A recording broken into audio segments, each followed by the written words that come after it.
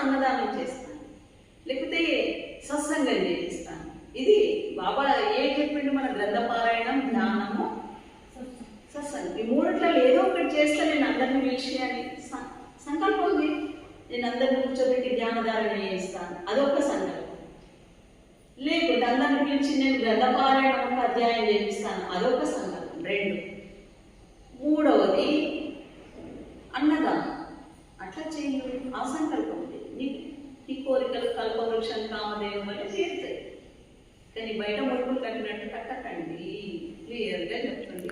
అన్నదానం చేసి అందరు వచ్చిన తర్వాత పిలిచి ధ్యానధారణ చేయించాలి.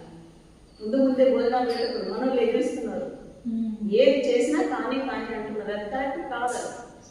అందరు వచ్చిన తర్వాత ఒక 10 నిమిషాలు ధ్యానధారణ చేసి ఒక 2 పేజీలు పారాయణం చేసి, ధ్యానం కోసమే కదా అది చేసేది. ఇప్పుడు వాళ్ళందరూ తెలవడానికి 10 నిమిషాలు ధ్యానం, ఒక 15 నిమిషాలు పారాయణం చేసి, ఒక 5 నిమిషాలు ఆరాధన చేసి అన్నదానం చేస్తే అప్పుడు సంపూర్తిగా అయితే సంపూర్ణ పూజ, సత్యదేవుడి పూజ అయితే, సత్యనారాయణ పూజ అయితే. సత్యనారాయణ పూజ అర్ధగంట తీసుకుంటాం, మనం అర్ధగంటలో కంప్లీట్ చేయాలి. परंपरा चालत आली.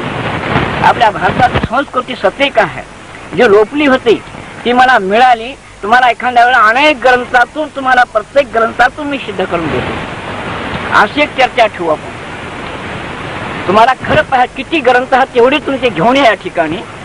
अरे काय माझं चूक आहे, तुम्ही मला काढून द्या की बाबा हे परंपरा जे म्हणता, तुमची परंपरा काय मला असं तुम्ही पुसा, मी शास्त्रातून तुम्हाला दाखवून देतो. पण मध्ये वाद विवाद, तुमचे गुरु आमचे गुरु हे मिटून टाका.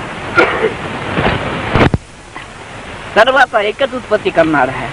आणि देव ऋषी मुनींना हे माझाच मार्ग दाखवला, पण माझे शिष्य, माझे गुरु, मी त्याचा गुरु असे कोणीही म्हणले नाही. उल्लेख मिळणारच नाही तुम्हाला. हे भेद मिटवा तुम्ही.